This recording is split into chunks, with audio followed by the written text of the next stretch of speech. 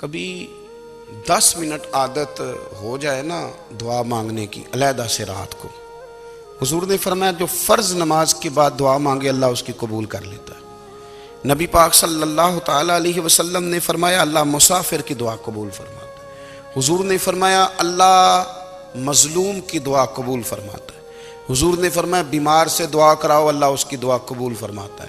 میرے نبی پاک نے فرمایا ماں باپ جب بھی اولاد کے لیے ہاتھ اٹھائیں، ویسے تے بلے شاہ تو آسمانی اڈدیاں ہی پھڑ دیں، جڑا گھر بیٹھا انہوں بڑھیا ہی نہیں۔ حضور فرمانے لگے ماں باپ جب بھی اولاد کے لیے دعا فرمائیں اللہ ان کی دعا کو قبول کرتا ہے۔ آپ اپنا تعلق بنائیں، دعا کے ساتھ، عبادت کے ساتھ، مصلی کے ساتھ رشتہ بنائیں، استغفار پڑھیں۔ صلاح الدین ایوبی صلیبی جنگوں میں تھے، رات کو مسجد اقصی میں نماز پڑھی تو پریشان تھے۔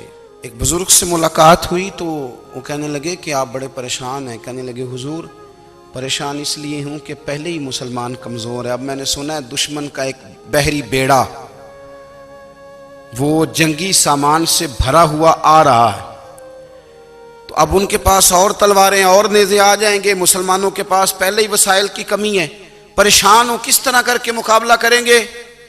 یہ بات کہتے ہی صلاح الدین ایوبی نے بزرگوں سے کہا حضور آپ بھی دعا کرنا، دعا کی بڑی طاقت ہے۔ میرے نبی پاک نے فرمایا دعا مومن کا ہتھیار ہے، دعا مومن کا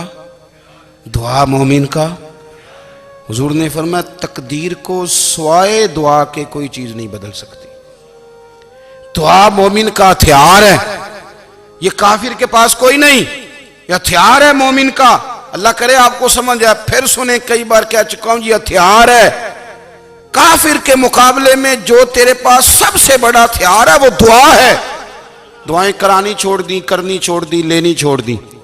حضرت سیدنا انس بن مالک رضی اللہ تعالیٰ عنہ فرمایا کرتے تھے میں نے وہ رنگ دیکھا ہے جب حضور دعا مانگتے تھے اور حضور کی مقدس آنکھوں میں آنسو بھی ساتھ ہی بہا کرتے تھے، میں نے وہ انداز دیکھا ہے۔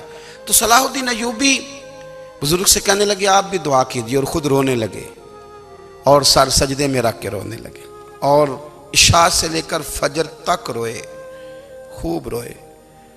صبح وہ بزرگ آئے تو صلاح الدین ایوبی کا خوبصورت اور ہنستا ہوا چہرہ دیکھا، کہنے لگے آپ بڑے خوش ہیں، رات تو میں نے بڑے روتے ہوئے دیکھا تھا۔ تو کہنے لگے حضور وہ جو بحری بیڑا آ رہا تھا نا وہ پانی میں ڈوب گیا ہے، اب وہ نہیں آ رہا، ابھی خبر آئی ہے تو میں بڑا خوش ہوں۔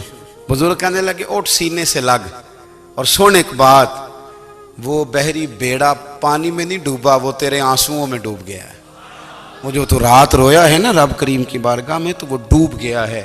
بھائی اپنا مصلی کا، عبادت کا، وظائف کا، اللہ کا سلسلہ اس کو مضبوط کرے، اپنی دعاؤں کے تعلق کو مضبوط کرے۔ دعائیں بڑے انقلاب برپا کر دیتی ہیں۔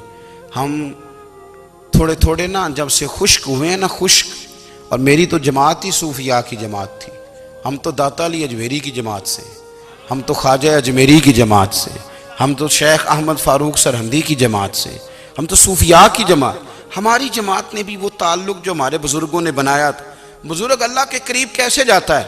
تو ہمارے یہاں نا بہت سارے لوگ کہتے ہیں جی نظر ہو گئی تو کام ہو گیا۔ بھئی جو بخاری مسلم میں طریقہ ہے نا اللہ کا قرب پانے کا وہ تو نفل ہے۔ نبی کریم علیہ السلام نے فرمایا بندہ نفلوں کے ذریعے رب کے قریب جاتا ہے، اور اتنا قریب جاتا ہے کہ پھر اللہ اس کی زبان بن جاتا ہے، اللہ اس کی آنکھیں بن جاتا ہے، کان بن جاتا ہے، ہاتھ اور پیر بن جاتا ہے۔ تو یہ تو عبادت ہے، یہ تو اللہ کی بارگاہ کی حاضری ہے جو آپ کو اللہ کے قریب کرے گی۔ تو نماز کو اہمیت دے کے ادا کریں، نمازیں موبائل بند کر کے ادا کریں۔ لیکن نا کچھ لوگ کہتے ہیں مجھے ٹائم نہیں ملتا نماز کا، تو میں کہتا ہوں یہ آپ نے بڑی جرت کی بات کی ہے۔ مجھے کو میرا پیر بھائی کہہ دینا میرے پاس ٹائم نہیں آپ کو ملنے کا، تو میں کہتا ہوں آج کے بعد آنا ہی نہ۔ میں تو کیا سمجھتا ہے، تو بہت بڑا آدمی ہے، تیرے پاس ٹائم نہیں ہے اور ہمیں ملنے کا ٹائم، موج کر۔ تو آپ نے اللہ رسول کو کہہ دیا ٹائم نہیں۔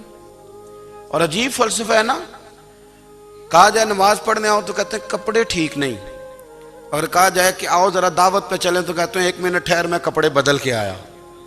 نماز کے لیے کہا تو کہتے ہیں ٹھیک نہیں، دعوت کے لیے کہا تو کہتے ہیں میں ذرا تیاری کر لوں، یوں جانا مناسب نہیں۔ یہ معاملہ ٹھیک نہیں۔ رب تو فرماتا ہے کہ جب تو مسجد میں آ تو زینت اختیار کر کے آ، خوب ذوق سے دعا مانگے، خوب شوق سے نماز پڑھیں، خوب استغفار کا مزاج بنائیں۔ آپ لوگوں کے بیچ رہ کے سوکھ حاصل کرنا چاہتے ہیں، لیکن آپ کو پتہ ہے کئی مہینے غار حرا میں رہنا بھی مدینے والے محبوب کا طریقہ ہے۔ ہر سال اعتکاف بیٹھنا الگ سے، یہ بھی حضور کا طریقہ ہے۔